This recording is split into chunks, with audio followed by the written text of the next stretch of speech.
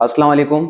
Welcome to alluring शिक्षा द्वार। जैसा कि आपको पता है कि हम अपने इस यूट्यूब चैनल एल्यूरिंग शिक्षा द्वार पर प्रीवियस पेपर्स के सॉल्यूशंस के साथ आपसे जुड़ते रहते हैं। इससे पहले मैंने जो डिस्कस किया था बीए बीएड के पेपर्स के साथ मैं सॉल्यूशन आपको दिया था। आज हम जो सॉल्यूशन लेकर आए हैं वो बीएलएलबी का पेपर है और आप मुझे जानते हैं, मैं मोहम्मद यासिर जो कि रीजनिंग का सॉल्यूशन आपको देता हूं। तो आज मैं रीजनिंग के उन 20 क्वेश्चंस के साथ आपके साथ जुड़ा हूं जो प्रीवियस ईयर्स में एमयू ने पूछा था। हम इस पेपर में ये देखेंगे कि किस तरह के क्वेश्चंस एमयू पूछ रहा है। क्या पहले जो क्वेश्चंस रीजनिंग से आते थे उसमें कुछ चेंजिंग एमयू ने की है, डिफिकल्टी लेवल को बढ़ाया है या इजी किया है, चैप्टराइजेशन का क्या मामला है, सब डिटेल में हम आज जानेंगे। और मैं आपको बता दूं, अगर आप लोगों को ये पीपीटी जो हम आज डिस्कस करने वाले हैं, कोई बच्चा अगर चाहता है कि ये पीपीटी किसी को जरूरत है, ये पीपीटी हमारे यूट्यूब चैनल पर टेलीग्राम चैनल पर आपको मिल जाएगी, जिसका डिस्क्रिप्शन में लिंक दिया हुआ है। आप टेलीग्राम से जुड़ सकते हैं और वहां से सारी पीपीटी जो प्रीवियस पेपर्स की वो आप देख सकते हैं। चलिए हम स्टार्ट करते हैं आज की इस क्लास को, जो कि बहुत इंपॉर्टेंट क्लास है, जो कि लॉ कहीं ना कहीं 20 क्वेश्चंस अपने आप में एक बहुत अहम रोल अदा करते हैं। 20 क्वेश्चंस बहुत होते हैं और यही एक कंपटीशन को बच्चों को जो कहते हैं कि इधर और उधर कट ऑफ में आप रह रहे हैं या नहीं रह रहे हैं, ये डिपेंड करता है किस बच्चे ने किस तरह से कैलकुलेशन किया। कुछ बच्चे डर जाते हैं रीजनिंग मैथमेटिक्स से, ऐसा कुछ नहीं है, ये सारे मिथ्स बने हुए हैं। तो आप लोग इन मिथ्स से हट करके आइए और आइए हम सॉल्यूशन इस पेपर्स का देते हैं। मेरे बैक में आप देख रहे हैं कि एल्यूरिंग शिक्षा द्वार जो बीएड के लिए स्टार्ट किया था, बीएड के बाद अब हम लोगों ने दूसरे कोर्स को भी लॉन्च करना स्टार्ट कर दिया है। आप हमारे यूट्यूब से जुड़े हुए हैं, आप देख रहे भी होंगे।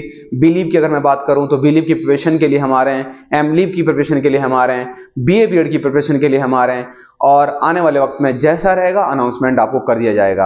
अभी बीए बीएड के हमारे जो बैच हैं वो चल रहे हैं और जामिया बीएड का बैच चल रहे हैं। उसके बाद आगे जो भी फर्दर कोर्स आएंगे तो आप हमारे यूट्यूब चैनल से देख सकते हैं। ये रिजल्ट्स सबूत होते हैं किसी कोचिंग्स के क्या उस कोचिंग्स के जो फैकल्टीज हैं वो मेहनत कर रही हैं, क्या स्टूडेंट्स के साथ वो किस तरह से कनेक्ट हैं, कौन से तरीके से, कौन सी कोशिश के साथ वो अपने बच्चों को ऐसे स्मार्टली स्टडी करा रहे हैं कि जो बच्चे टेस्ट फाइट करें। उसका सबूत आप मेरे पीछे देख रहे होंगे, जो कि मैंने आपको प्रीवियस अपनी वीडियो में भी आपको बताया था कि जो हमारे सिलेक्शंस हैं 40+ सिलेक्शंस एमयू में एल्यूरिंग शिक्षा द्वार ने एजुकेशनल डिपार्टमेंट में दिए हैं। चलिए ये बात होती रहेंगी, बढ़ते हम अपने टॉपिक पर, पहले क्वेश्चन पर जो एमयू ने पूछा है। क्वेश्चन नंबर 1 आपकी स्क्रीन पे है, जो कि क्वेश्चन नंबर 81 है। 81 से 100 तक रीजनिंग का पोर्शन रहा है बीएलएलबी में। क्वेश्चन क्या है बेटा आपका? पहला क्वेश्चन आपके पास है, क्वेश्चन में है कि a group of 1200 persons consisting of captains and soldiers and traveling in a train। एक ट्रेन में 1200 लोग हैं जिसमें कैप्टन्स हैं और सोल्डियर्स हैं। इन अ train for every 15 soldiers there in one captain। कितना बेटा? 15 सोल्डियर्स के साथ कैप्टन कितने थे? ठीक है, 15 आपके पास जब सोल्डर्स, ठीक है बेटा, 15 सोल्डियर्स के साथ बेटा आपके पास एक कैप्टन था। ये एक ग्रुप था, ये कंप्लीट अपना एक ग्रुप था। ठीक है, एक ग्रुप में आपके 15 क्या थे? सोल्डर्स थे और एक कैप्टन था। क्वेश्चन क्या था? The number of captains in the group is. Number of captains पूछा है कि कितने नंबर ऑफ कैप्टन बनेंगे। सिंपली जितने नंबर ऑफ ग्रुप बनेंगे इतने नंबर ऑफ कैप्टन बनेंगे। तो कैसे फाइंड आउट करेंगे बेटा? एक ग्रुप में कितने लोग आ रहे हैं? 16, राइट। टोटल लोग कितने बेटा? टोटल 1200 लोग हमारे पास हैं। यहां पे दिया है 1200 लोग हैं। 1200 लोग को एक ग्रुप से जब आप डिवाइड करेंगे तो नंबर ऑफ कैप्टन्स कहो या नंबर ऑफ ग्रुप्स कहो, आपके बेटा निकल कर आ जाएंगे। जब मैं इसे कैंसिल आउट करता हूं बेटा, कैसे करते हैं? 4 4 जा 4 3 जा, है ना, 300 आ गया। जब इससे कैंसिल आउट करेंगे 3 7 जा 28, 3 5 जा 20, तो बेटा 75 ग्रुप कहें आप चाहे नंबर ऑफ कैप्टन्स कहें, क्योंकि एक ग्रुप में आपका एक कैप्टन था। देखो यहां पे हर ग्रुप में एक कैप्टन है। ये बेटा ये दोनों चीजें हैं, नंबर ऑफ कैप्टन्स, ठीक है, number of captains and number of groups. Total group कितने थे? अगर वो हमसे क्वेश्चन नंबर ऑफ कैप्टन ना पूछ करके नंबर ऑफ ग्रुप पूछता तब भी हमारा आंसर कितना होता 75, और अभी उसने नंबर ऑफ कैप्टन पूछा है तो भी हमारा आंसर 75 है। क्वेश्चन में जो आपको दिया जाता है बेटा, एग्जामिनर थोड़ा सा कहीं ना कहीं घुमाने की कोशिश करता है, तो आपको बस सबसे पहला काम होता है कि क्वेश्चन को समझना है क्या है, पूछ क्या रहा है। तो हमसे अगर वो दोनों चीजें कुछ भी पूछता, हमारा आंसर बेटा 75 होता। क्लियर? चलिए नेक्स्ट क्वेश्चन की तरफ चलते हैं। Question number 82। क्वेश्चन नंबर 82 में बेटा क्या पूछा है? वेरी सिंपल क्वेश्चन पूछा है कि the average age of 3 boys is 15 years.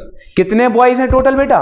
3 boys. उन्होंने कहा है कि उनकी जो एज है, एवरेज एज है, वो कितनी है? 15 ईयर्स है। मान लीजिए मैं कहता हूं x प्लस y प्लस z is equal to 15 upon 3। Average ऐसे तो निकालते हैं बेटा। एवरेज कैसे निकालते हैं? Total number of pupil upon number of pupil, sum कर देते हैं, उसको 3 से डिवाइड कर देते हैं बेटा। अब x plus Y plus Z is equal to 15 multiply by 3। x plus Y plus Z is equal to कितना हुआ बेटा? 45। अब हमारे पास टोटल एज आ गई। यहां से हमने क्या निकाला? टोटल एज हमने निकाल ली। ये बेटा आपकी टोटल एज है तीनों लोगों की, ठीक है। अब क्वेश्चन आगे क्या कहता है?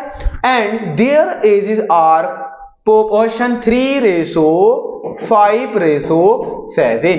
अब उनके तीनों के रेशो दे रखे हैं एज के 3, 5, 7। What is the age in the years of the youngest boy? सबसे छोटा जो है उसकी आपको एज निकालनी है। तो बेटा हम कह सकते हैं 3x plus 5x plus 7x, कह सकते हैं ये, है ना। 3x plus 5x plus 7x, है ना बेटा। तो बेटा आप यहां पे कितना आ गया टोटल? 15x। ये जो 15x है ये आपको पता है किसके बराबर है? 45। यहां आपने फाइंड आउट कर लिया था, 45 टोटल है। यहां से x की वैल्यू आप फाइंड आउट कर लेंगे। 45 अपॉन 15 कैंसिल आउट करेंगे तो बेटा 3 आएगा। x equal to 3। आपने जब x की वैल्यू फाइंड आउट कर ली तो अब आप किसी की भी एज निकाल सकते हैं। बहुत इजी हो गया आपको किसी की भी एज निकालना। यंगेस्ट का निकलवाया है, आपसे पूछा है जो यंगेस्ट है उसकी एज का रेशो आपको निकालना है। यंगेस्ट का कितना है बेटा? कितना रेशो? 3x। अब आपको पता है कि x की वैल्यू कितनी है? 3 मल्टीप्लाई बाई 3 इक्वल टू 9। जो यंगेस्ट वन है उसकी जो एज है बेटा वो कितनी होगी? 9 होगी। उसकी एज कितनी होगी? उसकी एज बेटा 9 होगी। तो हमारा आंसर क्या हो जाएगा? 9। हमारा आंसर क्या हो जाएगा? 9। समझ आ गया? बहुत इजी स्टेप के साथ, बहुत इजी। गिवन इंफॉर्मेशन के अकॉर्डिंग आप चलते रहिए, आपका आंसर आराम से आ जाएगा। चलिए नेक्स्ट क्वेश्चन की तरफ चलते हैं। क्वेश्चन नंबर 83 जो कि थर्ड क्वेश्चन था रीजनिंग का। क्या है बेटा? क्वेश्चन जो आपका दिया हुआ है वो आपके पास कुछ स्टेटमेंट हैं और उनके साथ कुछ कंक्लूजन बेटा दिए गए हैं, उसके हिसाब से आपको आंसर देना है, ठीक है। आइए हम पढ़ते हैं। Below the some statement followed by the one more inferences and inferences may be not be correct, select the alternative which is most correct. वो आपको करना है कि जो सब मोस्ट करेक्ट हो। क्या कहा बेटा? All books are not books. Second, no notebook is pen. ये थे स्टेटमेंट। कंक्लूजन इस पे दिया था नो बुक इज पेपर। ये बेटा पेपर है, ठीक है, इसको कंप्लीट कर लीजिएगा। ये पेपर है। No book is paper, all pens are books. ये आपके कंक्लूजन थे। अब उसके हिसाब से हमें बताना था कि कौन सा सही है और कौन सा नहीं है, ठीक है। चलिए अब हम इसको सॉल्व करते हैं। ऑल बुक्स आर नोटबुक, ये हो गए बेटा बुक्स, ठीक है। ऑल बुक्स आर क्या कह रहा है? All books are notebook. पहली कंडीशन ये हो गई, all books are notebook. Second, no notebook is pen. ये नोटबुक का एरिया है लेकिन कह रहा है नो नोटबुक इज पेन। इसका मतलब पेन अलग होगा बेटा। ना बुक कार पेन का कोई रिलेशन, ना नोटबुक कार पेन का कोई रिलेशन। जो हमें स्टेटमेंट दिए थे अकॉर्डिंग टू स्टेटमेंट, जो पॉसिबिलिटीज थी फिगर्स की, बेटा ये दो फिगर्स हमने बन के आ गई, लेकिन इन दोनों के बीच का कोई रिलेशन नहीं है। अब कंक्लूजन क्या कहता है? इन्फ्रेंसेस क्या कहती है? No book is paper. No book is paper. ये बेटा बुक है। क्या पेपर कहीं पे मेंशन था? नहीं, बिल्कुल सही, no book is paper. All pens are book. जितने पेन्स हैं सारे के सारे बुक हैं। क्या कोई रिलेशन है पेन और बुक का? नहीं। सेकंड स्टेटमेंट बिल्कुल गलत बात करता है। तो बेटा only one inference is correct. अब ऑप्शन देखिए, ओनली वन किस में दे रखा है? पहला ही ऑप्शन दे रखा है, ये हमारा आंसर हो जाएगा। Only inference is a is correct या फॉलो। किसको फॉलो कर रहा है बेटा? ये सिर्फ ए को फॉलो कर रहा है, जो कि यहां पे क्या कह रहा था? No book is paper. बिल्कुल सही बात है, कोई भी जो बुक है वो पेपर नहीं है, क्योंकि पेपर का तो मेंशन ही नहीं है, कुछ कोरिलेशन ही नहीं है। नेगेटिव में दे रखा था तो ठीक है, हो गया। तो इसका आंसर क्या हो जाएगा बेटा? Only one inferences. सेकंड जो बात थी वो बिल्कुल गलत कर रहा था, ऑल पेन्स आर बुक, क्योंकि पेन और बुक्स का बेटा अकॉर्डिंग टू फिगर जो इन्होंने हमें स्टेटमेंट दिया था, कोई पॉसिबिलिटीज नहीं बनती है। ठीक है, चलिए नेक्स्ट क्वेश्चन की तरफ चलते हैं। क्वेश्चन नंबर 84, इसमें भी बेटा आपको 4 स्टेटमेंट दिए हैं और 3 कंक्लूजन दिए हैं। उसके बाद आपको ऑप्शन दिए गए हैं, आपको उसके अकॉर्डिंग करना है। तो पहला स्टेटमेंट क्या है? All rings are earring. All, ये बेटा रिंग्स हो गई, ऑल रिंग्स आर इयरिंग्स। सारी की सारी जो रिंग्स हैं वो इयरिंग्स हैं, ये बात ही कही। तो अंदर आ जाएगा रिंग्स का एरिया।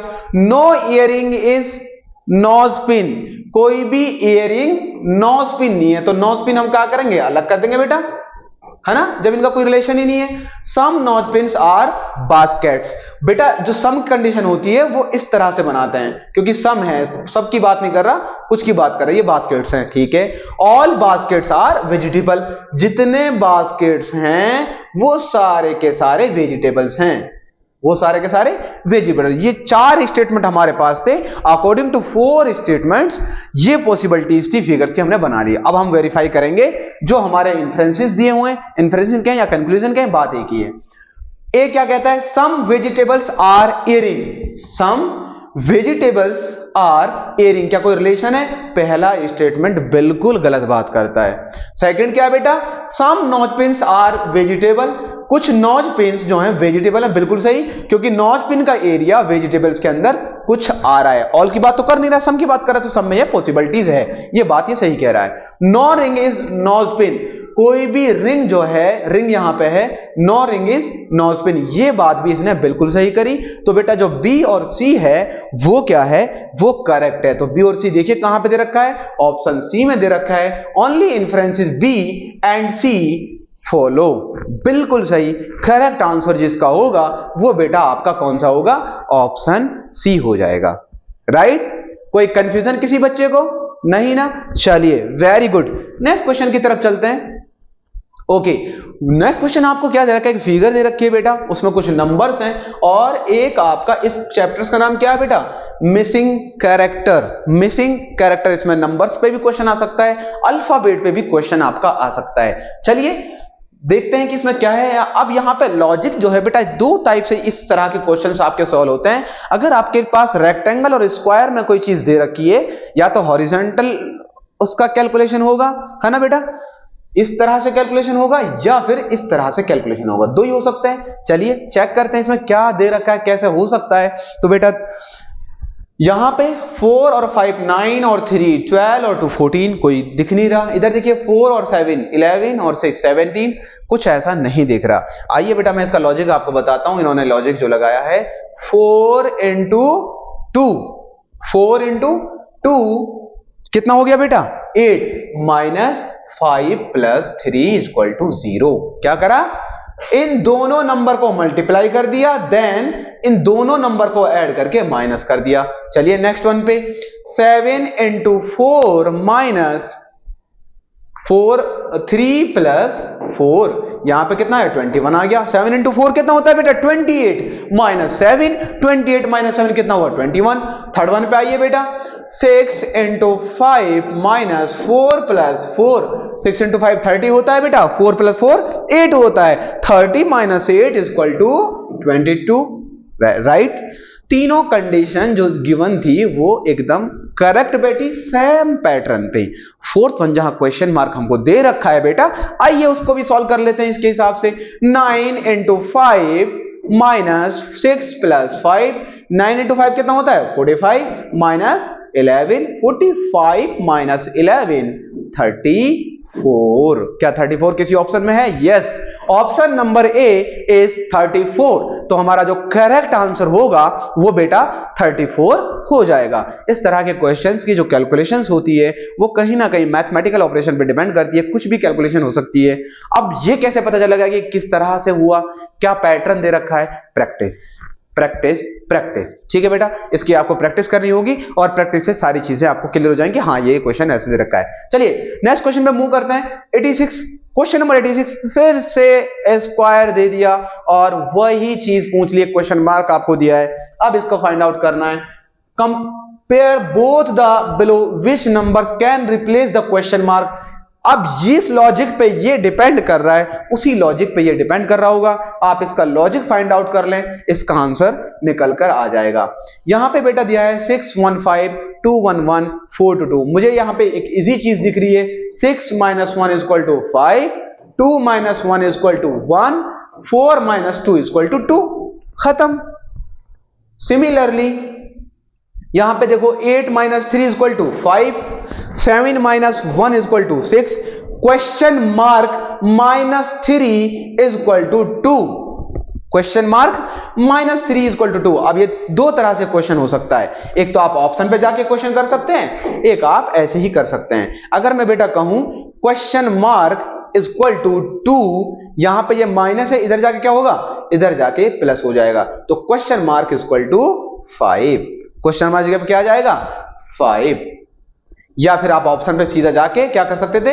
5 - 3 = 2। वेरीफाई कर रहा है 2, तो इसका मतलब क्वेश्चन मार्क जगह पे 5 आएगा। तो इसका जो राइट आंसर रहने वाला है बेटा ऑप्शन ए 5 क्वेश्चन मार्क की जगह पे आ जाएगा। चलिए नेक्स्ट क्वेश्चन की तरफ चलते हैं। Look at this series. एक आपको नंबर सीरीज बेटा दे रखी है और उस नंबर सीरीज में आपको नेक्स्ट नंबर बताना है। देखिए बेटा ये सीरीज कैसे किस पे डिपेंड करती है? 7 10 8 11 9 12 क्वेश्चन मार्क। यहां पे देखिए बेटा डिफरेंस कितना है? -3 है ना। उसके बाद डिफरेंस कितना है? -2। बेटा ये +3 है, -3 नहीं है। 7 + 3 -2 +3 -2 +3। बेटा एक पैटर्न चल रहा था, +3 -2 +3 -2। तो नेक्स्ट नंबर जो होगा आपका बेटा यहां पे +3 था और यहां पे क्या हो जाएगा? -2। 12 - 2 = 10। तो क्वेश्चन मार्क की जगह पे आपका जो आंसर आएगा 10 आएगा। अच्छा, ये नंबर सीरीज का क्वेश्चन है, सब लोग जान रहे होंगे, आप लोग सब जानते होंगे। ये किसका क्वेश्चन था? नंबर सीरीज का। बेटा जो नंबर सीरीज है ना, इसमें 3 तरह के क्वेश्चंस आपसे पूछता है। जैसे ये क्वेश्चन जो ऊपर आपको मेंशन है, ये बेटा किस पे था? नेक्स्ट नंबर पे था। किस पे था? Next number. ये क्वेश्चन पूछता है आपसे रॉन्ग नंबर पे। किस पे? Wrong number. थर्ड पूछता है बेटा मिसिंग नंबर पे। सबके पैटर्न, सबके लॉजिक सिमिलर रहते हैं, लेकिन तरीका क्वेश्चन का पूछने का अलग हो जाता है। रॉन्ग नंबर में क्या पूछेगा? कंप्लीट सीरीज दे देगा, एक नंबर आपको बताना होगा कौन सा रॉन्ग है। कैसे बताएंगे? जो भी लॉजिक को, जो भी सीक्वेंस को खराब कर रहा है जो नंबर, वो हमारा रॉन्ग नंबर हो जाता है ना। और मिसिंग नंबर क्या होता है? मिसिंग नंबर वो नंबर होता है बेटा जो लास्ट में नहीं देकर के बीच में कोई भी नंबर गायब कर दिया और वो नंबर आपसे फाइंड आउट करा दिया। ठीक है, चलिए नेक्स्ट क्वेश्चन की तरफ जो है, क्वेश्चन नंबर 88। क्वेश्चन नंबर 88 दिया the average of first 10 even numbers. पहली बात तो आपको पता होना चाहिए कि what is the even number. क्या पता होना चाहिए? इवन नंबर क्या होता है? सिंपल, दो अल्फाज में बता रहा हूं, divisible by 2। Divisible by 2, simple याद रखिए, जो 2 से डिवाइड हो जाए उसको हम इवन नंबर कहते हैं। लेकिन अगर हम और अच्छे से बात करें तो यह भी हो सकता है कि जिस नंबर के कंप्लीट 2 पार्ट्स में डिवाइड किया जा सकता है उस नंबर को हम क्या कहते हैं? इवन नंबर कहते हैं। अब बेटा फर्स्ट 10 की बात अगर करेगा तो 2 4 6 8 10 12 14 16 18 एंड 20, ये फर्स्ट 10 इवन नंबर्स होते हैं। और इसमें पूछा है कि आपको बताना है कि इन इवन नंबर्स का क्या आपको एवरेज बताना है। एवरेज पूछा है। एवरेज का फॉर्मूला क्या है बेटा? Average equal to sum of the numbers, sum of the all numbers, sum of the all numbers, all number लिख लीजिए, sum of the all numbers upon numbers. जितने भी नंबर्स हैं, है ना। अब sum of the all numbers कितना है बेटा, 2 + 4 6 और 6 8 8 2 + 4 6 6 6 12 12 20 30 42 42 के बाद 52 56 76 और 6 कितना होता है बेटा 82 92 100 120 कितना हो गया, कितना हो रहा है टोटल 110 90 110 हो रहा है ना। 110 अगर बेटा हो रहा है तो 110/10 जीरो से जीरो कट गया बेटा, यहां पे क्या निकल के आया 11 जो डी ऑप्शन है वो इन नंबर्स का एवरेज हो जाएगा, इन सारे नंबर्स का एवरेज हो जाएगा। चलिए नेक्स्ट क्वेश्चन की तरफ चलते हैं। नेक्स्ट क्वेश्चन आपको बेटा क्या दे रखा है, in a certain code of language, किसी कोड लैंग्वेज में क्या दे रखा था, sun is coded as 162, moon is coded as 228, है ना। तो गिवन इंफॉर्मेशन है सन इज इक्वल टू 162 और जो मून है बेटा उसका कोड क्या दे रखा था 228।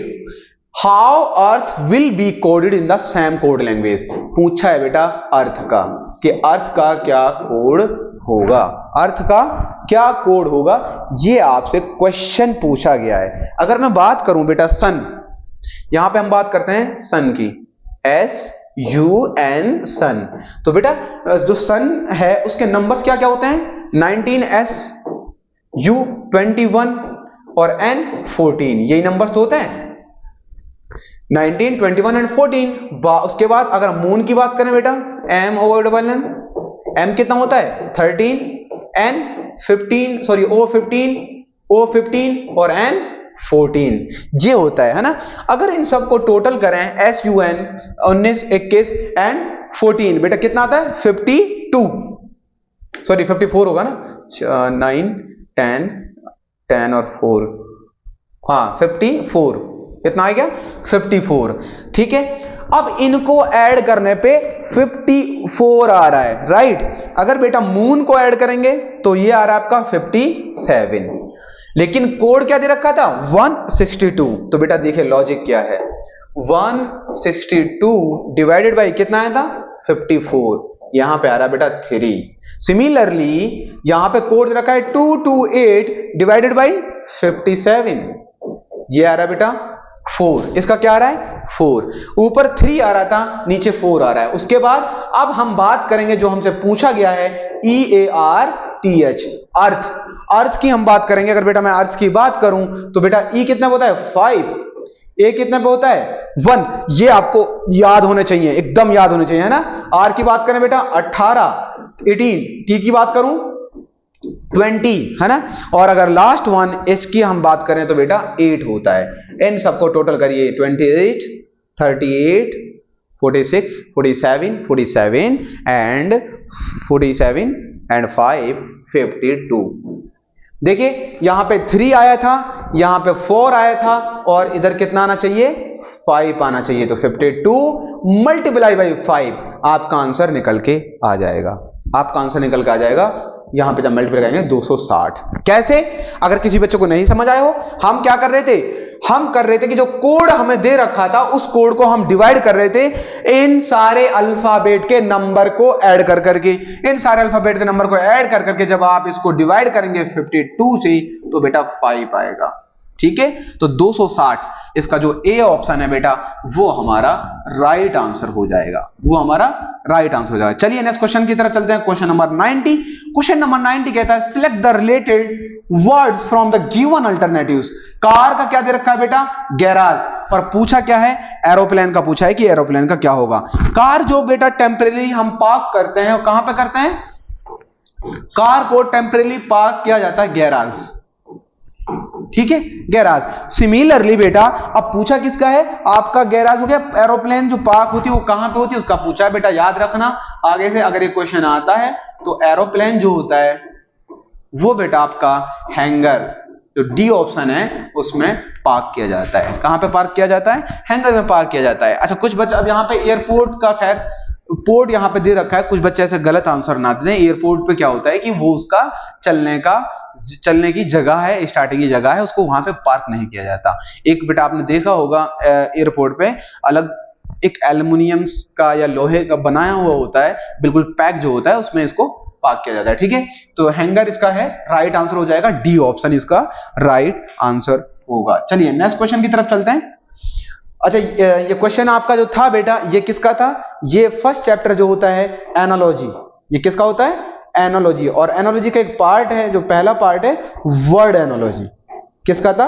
वर्ड एनालॉजी का क्वेश्चन था। ठीक है, next question, if Rohit is coded as this and how will be Mohit. Coding decoding का क्वेश्चन है। ये कह रहा है कि जो रोहित है उसको कोड किया गया है SPIJU। पूछा किसका है? मोहित का पूछा है कि मोहित का कोड क्या होगा। बेटा रोहित R और S, R S कैसा था? +1। अगर मैं OP यहां क्या हो रहा है? +1।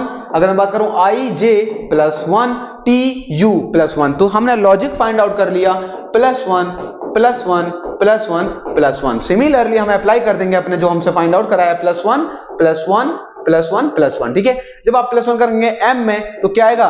N, O में करेंगे क्या आएगा? P, H में करेंगे क्या आएगा बेटा? आ गया I, HI, और I में करेंगे तो क्या आएगा? I के बाद J आता है, T में करेंगे तो बेटा U आएगा। तो हमारा आंसर होगा NPIJU। ऑप्शन नंबर सी आपको दे रखा है NPIJU, ये आपका राइट आंसर हो जाएगा। ये कोडिंग डिकोडिंग है बेटा। कोडिंग डिकोडिंग में जो ये डिफरेंस दे रखा है, मैं बार बार आपको बताता रहता हूं मैं अपनी क्लास में, ये डिफरेंस आप +1 2 3 4 5 6 प्लस माइनस, ठीक है 6, अगर यहां तक नहीं मिलता, और सॉरी 1 अनदर 7, तो आप चेक करिए +11 ±11 और ±13। ये ज्यादातर जो क्वेश्चंस होते हैं इन्हीं पे डिपेंड होते हैं। डिफरेंस जो दिया होता है बीच का वो इतना ही दिया होता है। ठीक है, इस तरह से आप चेक कर सकते हैं। चलिए नेक्स्ट क्वेश्चन की तरफ मूव करते हैं। नेक्स्ट क्वेश्चन आपको जो दे रखा है, in the following question various terms of the series are given with one of the term missing as so by the question mark, choose the missing term. एक आपको सीक्वेंस दे रखा है, कुछ नंबर्स, और बेटा कुछ नंबर्स के साथ क्या दिया है, कुछ नंबर के साथ आपको अल्फाबेट दिए हैं, और पूछा है कि क्या लॉजिक होगा। चलिए मैं आपको बता देता हूं बेटा। पहली बात हम बात करते हैं नंबर्स की, है ना। नंबर्स के जो लॉजिक हैं उस पर बात कर लेते हैं। नंबर्स आपके क्या स्टार्ट हुए हैं? 2 5 7। अगर बेटा मैं बात करूं 2 + 5 = कितना होता है? 7 + 7 = कितना होता है बेटा? 14। ठीक है, 14 + 9 कितना होता है? 23। सिमिलरली 23 + 11 कितना होता है बेटा? 34। 34 + 13 कितना होता है? 47। नंबर तो फाइंड आउट होके आ गया, कितना होता है? 47। इसका मतलब ऑप्शन सी और डी में से कोई एक होगा। कितना आ गया? 47। ये था बेटा आपका नंबर निकल के आ गया 47। अब इसके बाद क्या दे रखा है? अल्फाबेट। इसके बाद क्या दे रखा है? अल्फाबेट बेटा दे रखा है। चलिए अल्फाबेट पे बात कर लेते हैं। पहला अल्फाबेट क्या है बेटा? Z, right. दूसरा Y, तीसरा X, W, V। बेटा सब में -1 -1 -1 आ रहा है। V के बाद अगर -1 करेंगे तो आपका अल्फाबेट निकल के आ जाएगा U। तो हमारा क्या आ गया बेटा? 47U हमने फाइंड आउट कर लिया। तो बेटा ये जो है ये आपके कैंसिल आउट हो गए। 47U दो ऑप्शन आपके पास हैं। थर्ड फिर से नंबर आता है बेटा किसका? नंबर्स का आता है। ठीक है, अब नंबर्स का आता है तो आप सेकंड नंबर से स्टार्ट करिए। 5, यहां पे फिर से करें 5 + 2 7, 7 + 2। इस तरह से बेटा जब आप आएंगे 11, यहां पे क्या है? 11 + 2 बेटा 13, है ना। कितना होता है? 13, और 13 + 2 आपका 15 होगा। कितना होगा? 15 होगा। तो एक नंबर हमने जो फाइंड आउट करा था वो था हमारा 47, जो अल्फाबेट फाइंड आउट करा था वो तो हमारा U, और एक नंबर और, क्योंकि सब में 2 2 प्लस हो रहा है। 2 + 7, 7 + 9, 9 + 2 11। देखो ये वाले नंबर की बात कर रहे हैं। 13 13 + 2, ये बेटा आपका लास्ट नंबर की बात कर रहे हैं, 15 आएगा। तो बेटा 15 जो आपका सी ऑप्शन है 47U 15, ये आपका आंसर होगा। और यहाँ पे जो क्वेश्चन के बाद ये 47 दे रखा है, ये एरर है, ये नहीं है, यहाँ पे क्वेश्चन मार्क है। ये पूरा आपको फाइंड आउट करना था, कंप्लीट फाइंड आउट करना था कि क्या नंबर्स, दो नंबर्स फाइंड आउट करने थे, अल्फाबेट फाइंड आउट करना था। तो क्लियर बेटा, समझ गए होंगे आप। चलिए नेक्स्ट क्वेश्चन की तरफ चलते हैं। नेक्स्ट क्वेश्चन में आपको क्या दे रखा है कि साइन चेंज करना है और मैथमेटिकल ऑपरेशन करना है। मैथमेटिकल ऑपरेशन आपको पता है हम यूज करते हैं क्या बेटा, बॉड मास। किसका यूज करते हैं, बॉड मास। चलिए अकॉर्डिंग टू इंफॉर्मेशन, जो गिवन इंफॉर्मेशन हमको दी गई है उसके अकॉर्डिंग चलते हैं। क्या कह रहा है वो, if divide means multiply, plus means divide, minus means plus and X in multiply means minus, then value पूछा है इसका क्या होगा। चलिए इसको हम करते हैं बेटा 20 माइनस आया बेटा, सब्ट्रैक्ट करने के, सब्ट्रैक्ट का मतलब होता है अकॉर्डिंग टू क्वेश्चन प्लस 16 और बेटा प्लस का मतलब होता है डिवाइड 4 और बेटा डिवाइड का मतलब according to the question, divide का मतलब होता है multiply 3 and multiply 3 what's happened 20 okay. Minus हमने करा, माइनस का मींस बेटा आपको दे रखा था प्लस होता है, प्लस किया 16 आया, उसके बाद प्लस 4 दे रखा था, प्लस 4 का मतलब होता है डिवाइड, तो उसके बाद मल्टीप्लाई आया और मल्टीप्लाई का मतलब क्या होता है बेटा, मल्टीप्लाई मींस माइनस। हाँ यहां पे हमने रॉन्ग कर दिया, multiply means minus 3 then divide आया। अब देखिए डिवाइड मींस मल्टीप्लाई, मल्टीप्लाई करके बेटा 2 करेंगे, इसकी वैल्यू हमें फाइंड आउट करनी है। तो बॉड मास कहता है पहले आपको डिवाइड करना है, उसके बाद मल्टीप्लाई करना है, एडिशन सब्ट्रैक्शन, ब्रैकेट्स और ऑफ हमारे पास है नहीं तो इनकी हम बात नहीं करेंगे। तो बेटा 20 प्लस डिवाइड कितना होगा, 4 आ जाएगा, 4 4 जा 16 माइनस, अब फिर मल्टीप्लाई करते हैं 3 2 जा 6। सब्ट्रैक्ट और एडिशन में आप कुछ भी पहले कर सकते हैं, कोई आपके आंसर पे फर्क नहीं पड़ता। 24 माइनस 6 इक्वल टू 18। हमारा जो आंसर बेटा निकल के आया है कैलकुलेशन से वो हमारा आया है 18। तो सी ऑप्शन है वो हमारा करेक्ट आंसर हो जाएगा। चलिए नेक्स्ट क्वेश्चन, क्वेश्चन नंबर 94 पे चलते हैं। क्वेश्चन नंबर 94 में बेटा कोडिंग डिकोडिंग का क्वेश्चन आपको दे रखा है। और कोडिंग कौन सी कोडिंग है बेटा, देखिए इस कोडिंग में क्या है बेटा, इसमें कुछ दे रखा है कि ने पे ले मींस व्हाट इज दिस, बोले से मींस इज दैट ओके, से needy means that way easy, what is the code for okay in the code language. ठीक है, ये बेटा वो कोडिंग होती है जो नॉट रियल होती है, इसमें वास्तविकता से कोई संबंध नहीं होता, लेकिन एक कोड लैंग्वेज ये रखी होती है, उस कोडिंग के हिसाब से हमको सॉल्व करना होता है। क्या था हमारे पास इंफॉर्मेशन, ने पे और ले, इसका मतलब बताया था बेटा what is this, what is this. Second क्या था बेटा, बो ले से, इसका मतलब बताया था बेटा is that okay, is that okay. Then say knee the, इसका मतलब था बेटा that way easy, that way easy. अब जो क्वेश्चन पूछा है what is the code of okay, किसका निकालना है, ओके का। आप ध्यान दीजिएगा क्वेश्चन में इस तरह का अगर कोई क्वेश्चन आता है जो कोड आपसे जिसका पूछा हो, पहले उसी रो में आप चले जाइए, कहां है बेटा ओके, ओके हमारे पास यहां है। अब इसमें ओके को छोड़ करके जो दो आपके पास हैं इनको कैंसिल आउट करना है, उसके बाद हमारा आंसर आ जाएगा। इज से इज कैंसिल आउट कर देंगे और बेटा इधर जो कॉमन है उनको कैंसिल आउट करेंगे, एलएचएस और आरएचएस दोनों इक्वल लेके चलना है। उसके बाद दैट आपका यहां से कैंसिल आउट हो जाएगा, तो इन दोनों में क्या कॉमन है बेटा, यहां पे से और से कॉमन है, यहां पे सिर्फ और सिर्फ आपका क्या बचा, ओके, और इधर बेटा क्या बचा, इधर बचा बो। तो ओके का जो कोड है वो बेटा बो होगा, तो ऑप्शन सी जो है वो आपका करेक्ट आंसर हो जाएगा। समझे, क्लियर ना बेटा। इस तरह का कोई भी क्वेश्चन आए तो बेटा आप जो भी कोड आपसे पूछा जाता है उसको अंडरलाइन करके बाकी के जो हैं उनको कैंसिल आउट कर दीजिए, खत्म हो जाएगा क्वेश्चन। चलिए नेक्स्ट क्वेश्चन, क्वेश्चन नंबर 95 पे चलते हैं। ये बेटा ब्लड रिलेशन का क्वेश्चन है। ब्लड रिलेशन का ये थोड़ा सा सेकंड टाइप क्वेश्चन है जिसमें आपको कुछ सिंबल्स दिए होते हैं, उसके अकॉर्डिंग आपको क्वेश्चन को सॉल्व करना होता है। चलिए क्या कह रहा है, P into Q means P is the brother of Q, P plus Q means P is the father of Q, P minus Q means P is the sister of Q, which of the following represent X is the uncle of M। ये सारे के सारे solve करना है और बताना है कि कौन सा इनमें ये बता रहा है कि X is the uncle of M, जो X है वो M का अंकल है। ऑप्शन ए हम सॉल्यूशन करते हैं, ठीक है। ऑप्शन ए कहता है X प्लस वाई यहां पे हमें बता रहा है x plus Y means x is the father of y, तो बेटा x is the father of y, ये हमने प्लस नोट कर दिया, x को ऊपर दिया, then minus m, p minus m का मतलब क्या था, p is the sister of, तो बेटा y is the sister of m, y is the sister of m।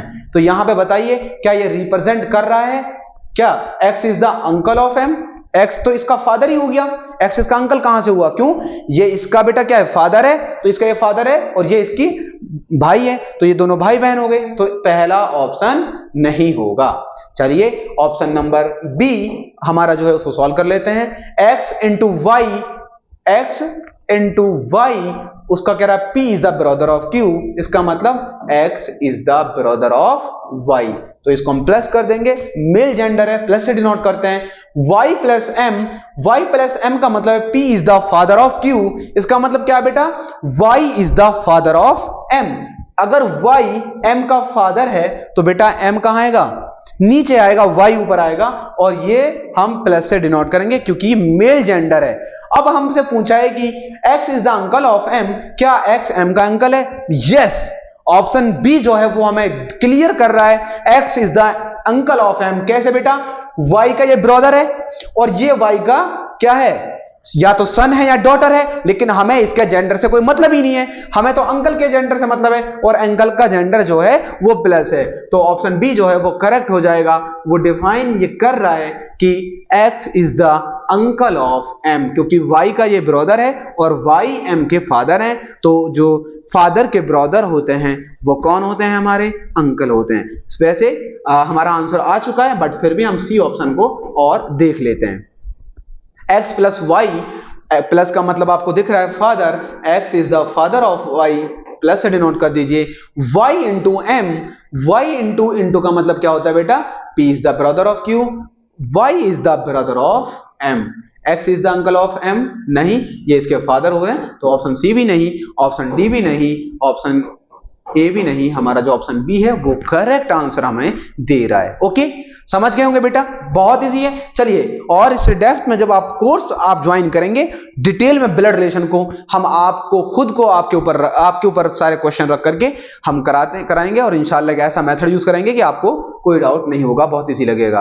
Question number 96 जो कि डायरेक्शन का क्वेश्चन है, I am facing west, I turn 45 degree in the clockwise direction and then 180 degree in the direction and 180 degree in direction, कौन सा direction, wait a minute बेटा, इसमें कुछ mistake है क्वेश्चन में, वो मैं देख लेता हूं, है ना।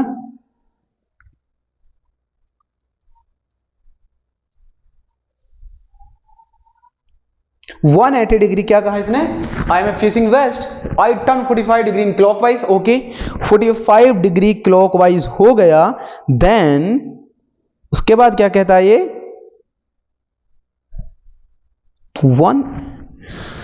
वेट अ मिनट, इस क्वेश्चन को करेक्ट करने की मैं कोशिश करता हूं बेटा।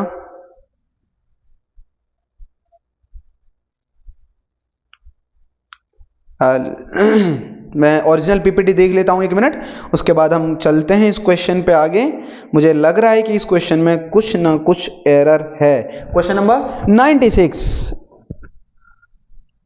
क्वेश्चन नंबर 96 क्या कहता है हमारा, I am facing west, I turn 45 degree in the clockwise direction and then 180 degree in the same direction. Yes, यहां पे एक वर्ड है सेम डायरेक्शन, ओके बेटा, यहां पे ये एरर है, and then 270 degree anticlockwise direction. Yes, अब क्लियर है, अब हमारा क्वेश्चन क्लियर है बेटा, इसमें जो दिक्कत हुई थी वो अब हमारी क्लियर हो चुकी है।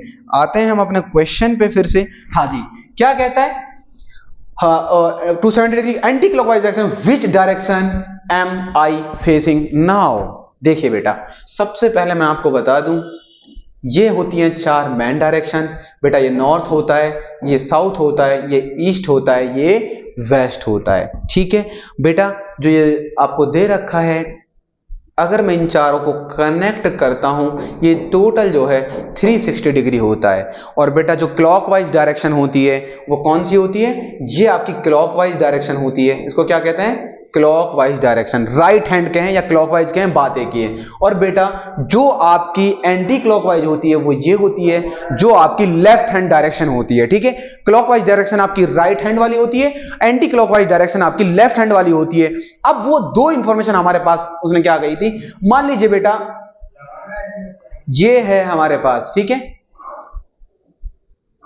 ये हमारे पास था। उसके बाद आपको मैं एक चीज और बता दूं, चार मेन डायरेक्शन होती हैं और चार होती हैं बेटा सब डायरेक्शंस। ठीक है, मेन डायरेक्शन कौन कौन सी होती हैं, north, south, east and west. और सब डायरेक्शन कौन सी होती है बेटा, north east, south west and north west. एक मेन डायरेक्शन के बीच का जो एंगल होता है वो 90 डिग्री होता है। कितना, main direction is equal to 90 degree, सब direction is equal to 45 degree. ये बेटा मेन डायरेक्शन होती है 90 और ये बेटा होती है सब डायरेक्शन 45 डिग्री। अब हम क्वेश्चन करते हैं, आई एम फेसिंग वेस्ट। बेटा वेस्ट हमारा इधर है, राइट, इधर से फेस कर रखा है और उसके बाद कहता है आई turn 45 degree in the clockwise direction and 180 degree in the same direction. Clockwise का मतलब राइट हैंड। अब हम क्या करेंगे बेटा, इसके दो मेथड है बेटा क्वेश्चन करने के, मैं इजी मेथड आपको बता रहा हूं। पहले आप क्या करेंगे, क्लॉकवाइज, क्लॉकवाइज कितना कह रहा है 45 डिग्री, देन सेम डायरेक्शन, इसका मतलब ये भी क्लॉकवाइज है 180 डिग्री। ठीक है बेटा, सेम डायरेक्शन एंड देन 270। अच्छा, अब हम क्लॉकवाइज को ऐड कर रहे हैं, 5, 8 और 4 कितना है बेटा 12 और ये 2, 25 डिग्री क्लॉकवाइज आ गया। एंटी क्लॉकवाइज कितना दे रखा है, एंटी क्लॉकवाइज 270 दे रखा है। तो बेटा एंटी क्लॉकवाइज ज्यादा है तो हम क्या करेंगे, anticlockwise minus clockwise. Anticlockwise हमारा कितना था 270 minus 225 is equal to 45 degree.